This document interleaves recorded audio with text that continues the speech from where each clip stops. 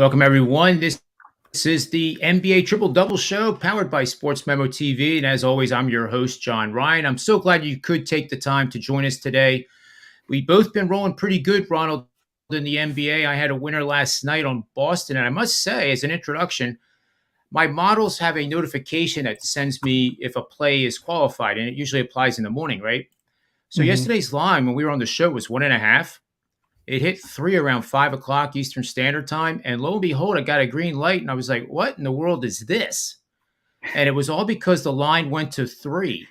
And supporting that play was the simple fact that number one seeds that are home dogs of 3 or more points are winless straight up and against the spread, going 0-8. So I got a premium pick out to the clients on Boston, and we were leaning Boston anyway. I think you probably a little bit Yeah. more than me, and Mhm. that game wasn't even close. But that just goes to show you how the line movements can change how you think about a game. Because I went from lukewarm on Boston to bullish, flat out Yeah. bullish, because everything just aligned. But how'd you make out last night? Yeah, I also had Boston. That was at the minus one and a Cool. half point. But it didn't matter, right? It didn't matter. But I do want to publicly apologize to you for talking you off your under, because I know during the show yesterday you were looking at the under and you felt pretty strong about it, and I was giving you reasons to look to the over. I didn't end up playing the over. I didn't do that. But yeah. But if I talked you off of it, I'm sorry, John. No, no worries. I mean, it could have gone the other way, Ronald. I could be thanking you for leading me to the under. It works both ways. Yeah. Not a big deal at all. But I'm glad that I was paying attention at 5 o'clock and saw the Boston play because we joined each other, and that was the play that we both agreed with in the first place. So, which is better, that we're both in Hmm. agreement on a side or a total, or we're against each other, kind of. Um, Yeah. you know, but don't. No, everything's good. So, checking the chat room here real quick before we get started. Mitch is in there. Welcome everyone. Our game tonight is the Mavericks, looking to have another win as an elimination game, going against their toughest test by far in Golden State Warriors, playing in San Francisco. Did you know, Ronald, that the Warriors have not lost games 4 and 5 back to back ever? Mm, nope. Had no clue.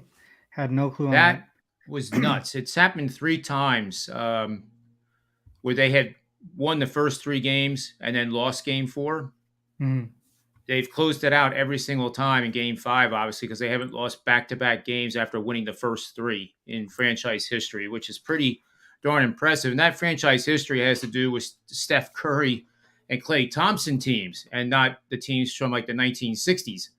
So I thought that was kind of interesting. What do you have for this game, and any possible best bet, leans, totals, whatever? Yeah. So I did have the Mavericks in game four. And happily we won that one. The other thing to note though, when I was watching that game, I knew we were gonna win when he saw Moody and Kuminga early. I had a Yep. feeling this was a game that they were kind of taking off at that point. To see those guys come in early in the game, when the game isn't really out of hand at that point yet, that showed me that they were kind of reserving some of the energy here for the rest of the starters. You can kind of see that the rest of the way of the game, and to that note, this is a spot that I think the Warriors might end up taking it. But I think the line here is at a point where there's a chance that the Mavericks cover the spread, but may not win the game. Um, but obviously, that anything can happen. Mavericks can end up winning it outright, and just taking advantage of the momentum that they're coming off of a win here. So to me, though, I want to look pretty closely to the first half on the Mavericks side. One thing to note in game one, I think we called it very pretty spot on game one, that the Warriors were going to take advantage of that extra rest coming into the new series. Game two, we actually seen the Mavs with a 14-point lead at half. Then the Warriors battled back to get a 9-point win. Game three, another tight first half. Mavs were down to only 1 point. And then game four, Mavs a 15-point lead at half in game three. Sorry, in game four. So I think this is another scenario where we see the Mavs stay close early. And then we maybe it's a spot where we just focus in on that, right? Because the rest of the way, you don't know how serious the Warriors are going to take it, and also like the adjustments after halftime and how well the Warriors do in the third quarter. Those are things that I want to try to avoid in this specific spot here in an elimination game for the Mavs. So to me, my initial look here, I haven't placed a bet on anything yet, but my initial look here would be towards the Mavs first half at the very least.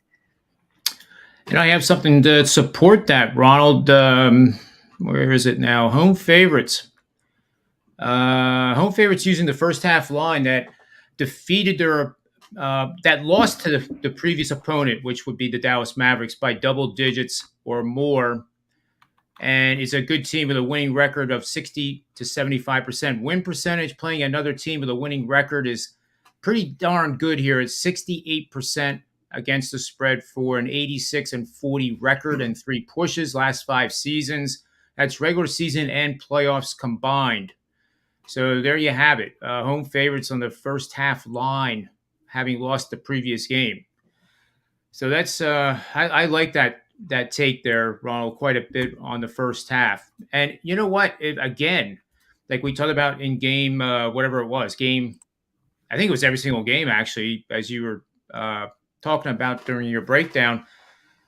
If the Mavs are leading at halftime, I'm going to be all over the Warriors. And it's hard for me not to not bet pre-flop and just wait and just see if, Doncic can, light up the 3-point line again. But unfortunately, this matchup has been completely dominated in the paint, and there's some overwhelming against the spread stuff with teams in the playoffs that dominate the paint by as many points as they have. And I believe they've dominated them by 64 points in the first 4 games of the series, which is a mind-blowing number.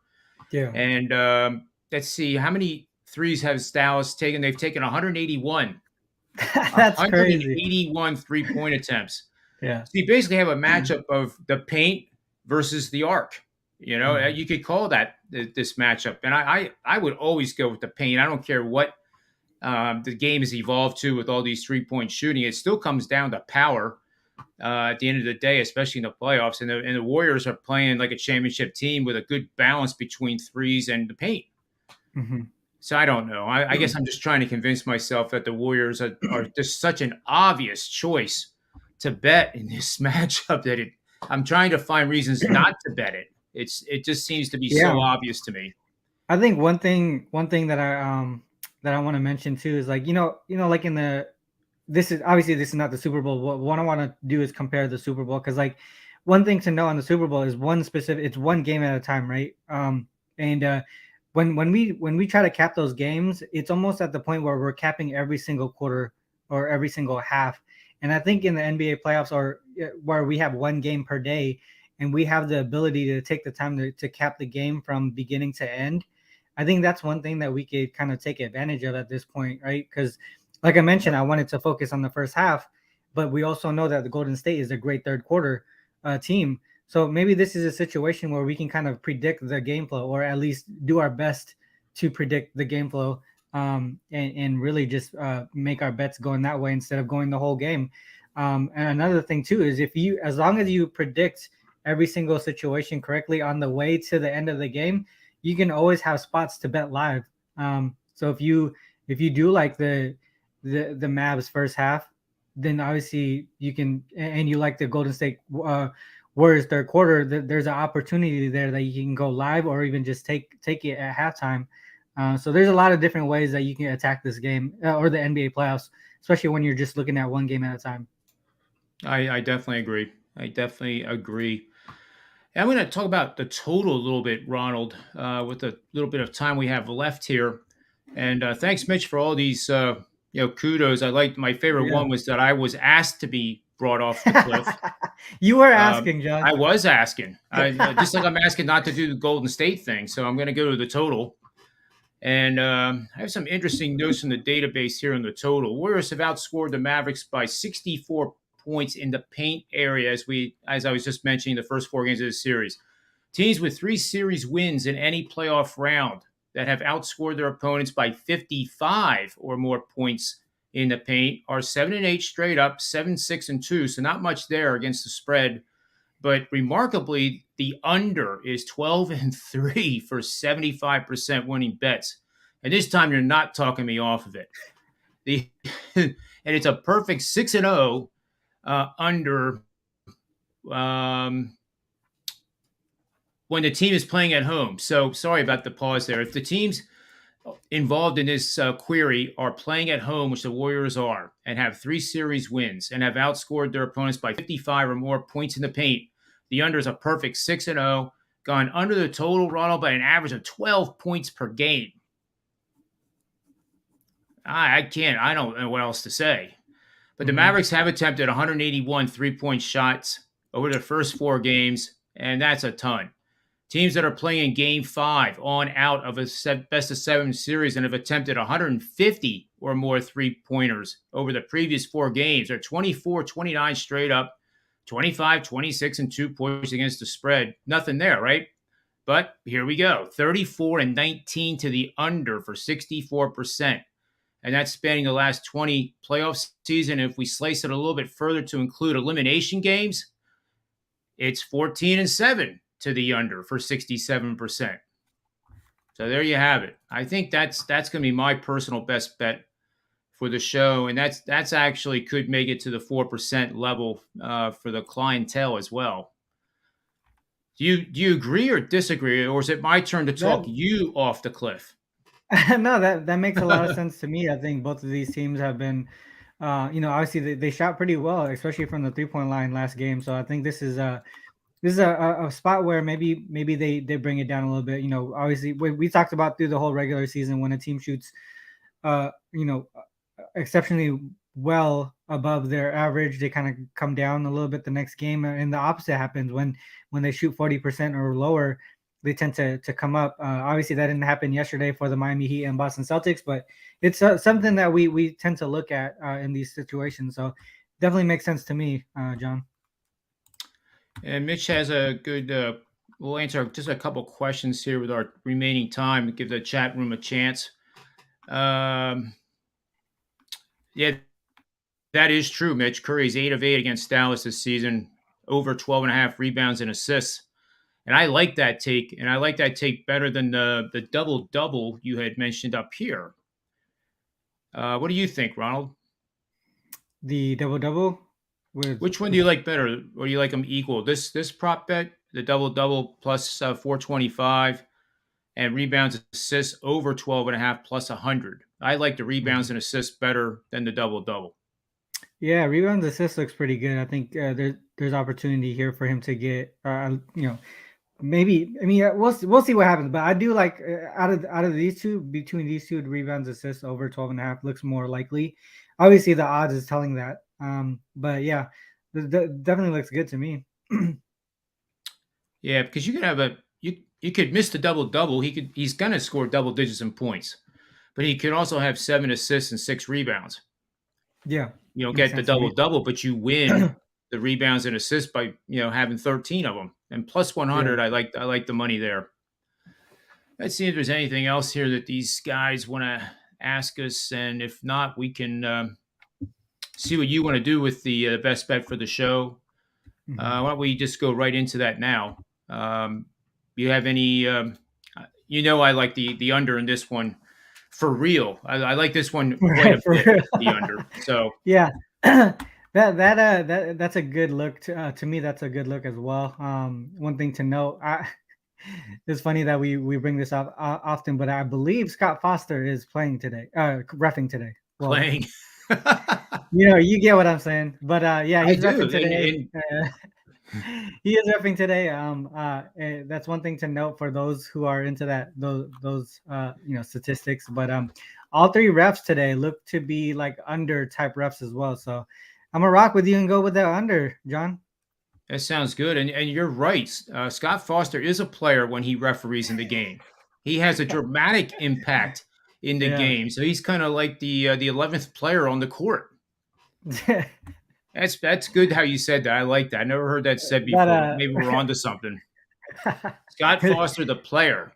Yep, that's how it is now. Yes. Oh, he calls a good game, and that's the whole thing. The flow of the games have gotten so much better now that the players have stopped complaining, waving their arms around, and look how well the Celtics have played as a result of that. I mean, you got to give kudos to their head coach, Yeah. and the refs are staying out of the way. They're at times they're letting them play, but it's consistent, and that's all the players want. Whether it's baseball with strike zones, or whether it's the NBA and what you're going to call and what you're not going to call, Hmm. that is what they want. And I think the entertainment value has gone up dramatically, at least for my viewing pleasure. I think you probably would agree. Yeah, I mean, yeah, I think the more shows that are coming out, especially with Sports Memo and Wager Chalk and the all the information that we're giving out and stuff, I think everyone's getting becoming smarter, making better decisions. I think it's really great to see that too, especially on Twitter. I think at least on my timeline, I'm seeing a lot more positivity within the timeline than in the previous year. So I like where the sports betting community is heading, and hopefully we just continue growing. Well, I like Christina Johnson's comment. I mean, we appreciate the effort, the game time effort. If you're late for your warm ups, that's okay. You Yeah. still can get the meat and potatoes of the show. So we appreciate that very much. And I guess that's going to bring us to the end, Ronald. Here, where show best bet is the under.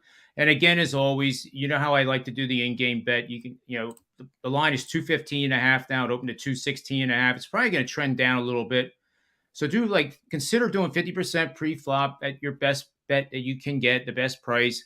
And then the implied volatility for these two teams tonight would be to add 25% at 219.5 and then 222.5. And there's your whole bet. That I think that is a really good way to go, especially if Dallas comes flying out of the Hmm. gate, as Ronald had said, with that first half lean on the Warriors. Hmm.